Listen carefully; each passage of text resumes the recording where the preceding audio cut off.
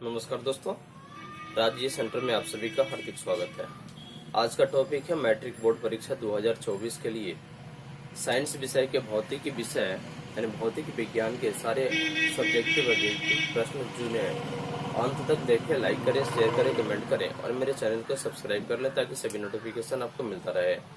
तो चलिए, आज का जो टॉपिक है यह साइंस यानी कि विज्ञान विषय के यह आपका भौतिक विज्ञान है। कौन सा विज्ञान है? भौतिक विज्ञान है। तो सबसे पहले हम देखते हैं कि यह भौतिक विज्ञान में किस प्रकार से हम तैयारी करते हैं। तो देखिए, भौतिकी विज्ञान की वह शाखा यानी कि सबसे पहले भौतिकी हम किसको कहते हैं, यानी कि भौतिकी विज्ञान में भौतिकी किसको कहते हैं, इसके बारे में सबसे पहले जानकारी हमें काफी जरूरी है।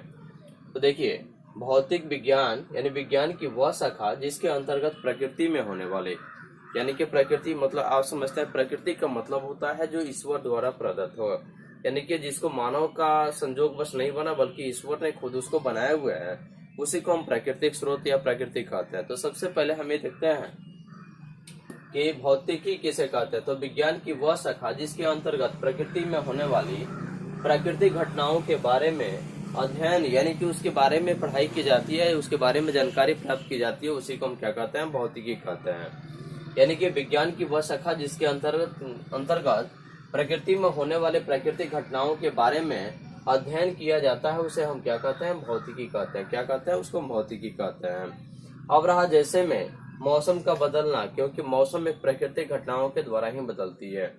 तो मौसम का बदलना यानी कि कभी धूप तो कभी छांव, या कभी बरसात का मौसम या कभी कड़ाके की गर्मी, यानी कि मौसम को बार बार बदलना, यह क्या है? भौतिकी कारण है। क्या है? भौतिकी कारण।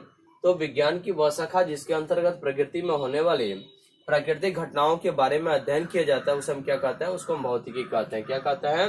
भौतिकी कहते हैं। जैसे मौसम का बदलना, तो मौसम यह प्राकृतिक घटना है और यह हमेशा प्रकृति के अनुकूल यह बदलते रहता है।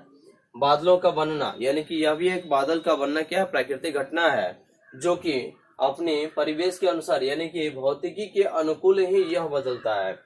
वर्षा का होना, चंद्र ग्रहण तथा सूर्य ग्रहण का होना, यह क्या है? प्राकृतिक घटना है, जो कि विज्ञान की ऐसी शाखा जिसके अंतर्गत प्रकृति में होने वाली घटनाओं के बारे में अध्ययन करते हैं, उसी को हम क्या कहते हैं? भौतिकी कहते हैं।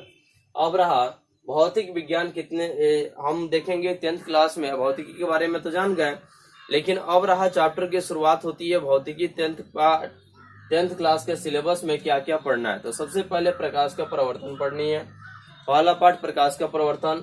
उसके बाद पढ़ना है प्रकाश का अपवर्तन। उसके बाद पढ़ना है मानव नेत्र, विद्युत धारा का चुंबकीय प्रभाव और ऊर्जा के स्रोत। यानी कि यह 6 चैप्टर है और 6 चैप्टर को बारी बारी से पढ़ना है और यह आपकी बोर्ड की परीक्षा के लिए काफी महत्वपूर्ण है, जिसको अंत तक जरूर देखना और वीडियो को हो सके तो जितना उतना शेयर जरूर कीजिएगा। तो देखिए, सबसे पहले यह चैप्टर की शुरुआत होती है प्रकाश का प्रवर्तन, यानी कि यह फर्स्ट चैप्टर है, फर्स्ट पार्ट है भौतिकी का, प्रकाश का प्रवर्तन। तो देखिए, प्रकाश के प्रवर्तन में सबसे पहला जो टॉपिक है वह प्रकाश है। क्या है? प्रकाश है। तो प्रकाश क्या है? तो प्रकाश एक ऐसा बाहरी भौतिक कारक है जिसकी उपस्थिति में हम लोग किसी वस्तु को देखने की अनुभूति प्राप्त करते हैं। तो सबसे पहले प्रकाश एक ऐसा बाहरी कारक है। प्रकाश क्या है? प्रकाश एक ऐसा बाहरी कारक है, ऐसा भौतिक कारक है जिसकी उपस्थिति में, क्योंकि हम जानते हैं कि प्रकाश अगर है तो हम सारे वस्तुओं को देख पाते हैं, प्रकाश अगर नहीं है तो हम किसी वस्तु को नहीं देख पाते। इसलिए प्रकाश को देखने के लिए हमें सबसे पहले क्या चाहिए? यानी कि प्रकाश चाहिए कब? किसी वस्तु को देखने के लिए। अर्थात दिन में अगर मानकर चलिए सूर्य का प्रकाश अगर नहीं रहे तो हमेशा चारों तरफ अंधेरा ही रहेगा, जिसकी वजह से हमें कोई वस्तु दिखाई नहीं पड़ेगा।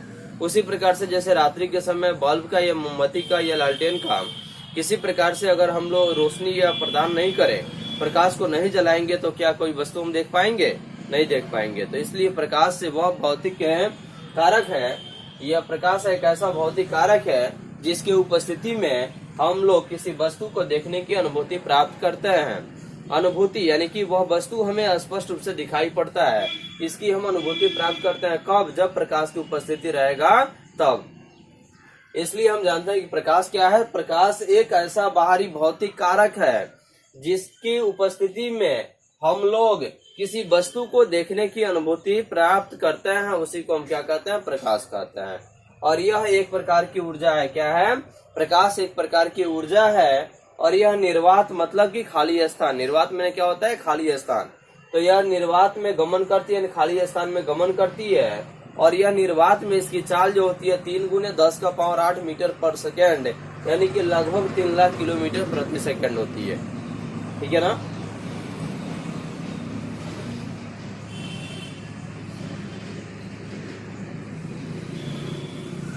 यानी कि प्रकाश की चाल हमेशा निर्वात में 3 × 10⁸ मीटर पर सेकेंड होती है। और यह प्रकाश सरल रेखा में गमन करती है, यानी कि प्रकाश की जो गमन करने की जो रेखा होती है यह हमेशा सीधी रेखा में, यानी कि सरल रेखा में। यह टूटी फूटी रेखा में यह दर्शाया नहीं जाता, यानी कि प्रकाश की जो गमन करने वाले जो पथ होते हैं, यानी कि जो होता है यह रास्ता होता है, वो हमेशा सीधी रेखा में गमन करता है। प्रकाश हमेशा सीधी रेखा में गमन करता है। और यह विद्युत चुंबकीय तरंग भी है। प्रकाश क्या है, प्रकाश एक विद्युत चुंबकीय तरंग है।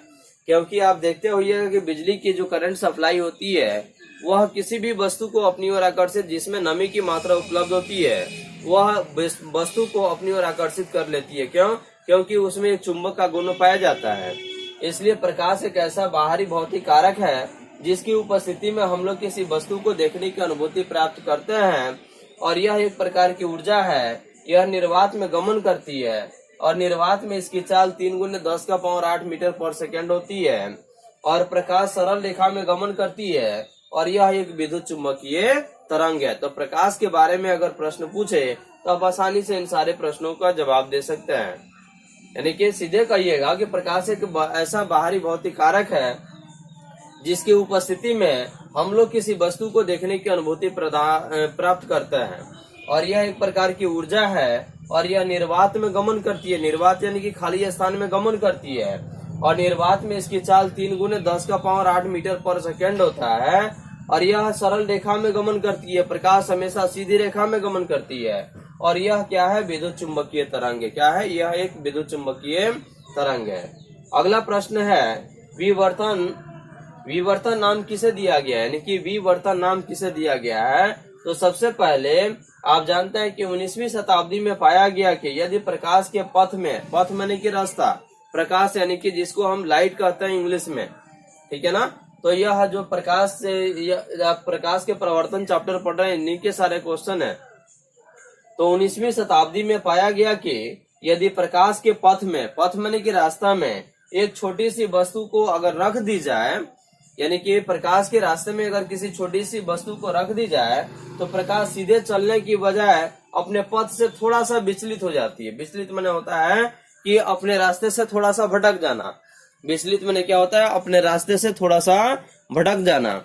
तो देखिए सबसे पहले विवर्तन का मतलब यह होता है कि 19वीं शताब्दी में पाया गया कि यदि प्रकाश के पथ यानी प्रकाश के रास्ते एक छोटी सी वस्तु रख दी जाए, अगर रास्ते में, प्रकाश के रास्ते, जैसे प्रकाश सीधी रेखा में गमन कर रही है, उस गमन करने वाले पथ में अगर एक छोटी सी वस्तु हम रख देते हैं तो थोड़ी देर के लिए उसके पथ यानी कि रास्ता विचलित हो जाता है, यानी कि भटक जाता है।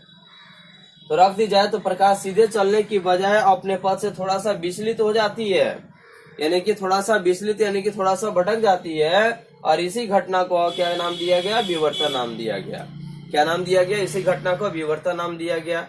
तो अगर कहीं प्रश्न पूछ दे कि विवर्तन नाम किसे दिया गया, तो सीधे बोलिए 19वीं शताब्दी में पाया गया कि यदि प्रकाश के पथ में एक छोटी सी वस्तु रख दी जाए तो वह प्रकाश सीधे चलने की बजाय अपने पथ से थोड़ा सा विचलित हो जाती है, यानी कि अलग हट जाती है। इसी घटना को हम विवर्तन कहते हैं, यानी कि विवर्तन नाम देते हैं। आ गया समझ में। अब अगला प्रश्न है प्रकाश का स्रोत किसे कहते हैं। प्रकाश का स्रोत यानी कि प्रकाश में कि लाइट जो होता है ना इंग्लिश में, जिसको लाइट कहते हैं, और यह स्रोत माने ये होता है कि जहां से प्रकाश निकलता है। स्रोत का मतलब क्या होता है, जहां से प्रकाश निकलता है उसी को हम क्या कहते हैं, प्रकाश का स्रोत कहते हैं। समझे। तो देखिए वह वस्तु जहां से प्रकाश निकलती है उसे प्रकाश का स्रोत कहते हैं। यानी कि जिस वस्तु से प्रकाश निकलती है उसी को हम क्या कहते हैं, प्रकाश का स्रोत कहते हैं। क्या कहते हैं, प्रकाश का स्रोत कहते हैं। यानी कि जहां से प्रकाश निकलती है उसी को हम प्रकाश का स्रोत कहते हैं। जैसे जलता हुआ बल्ब, जलती हुई मोमबत्ती इत्यादि। यानी कि जलता हुआ बल्ब और जलती हुई मोमबत्ती, यह क्या है, प्रकाश का स्रोत है। इस तरह से भौतिकी विज्ञान की जो शुरुआत हुई है आपके पाठ संख्या 1 प्रकाश के परिवर्तन। इसमें आप प्रकाश क्या है इसके बारे में समझ गए, विवर्तन का नाम क्यों दिया गया इसके बारे में समझ गए, और उसके बाद प्रकाश का स्रोत किसे कहते हैं इसके बारे में समझ गए।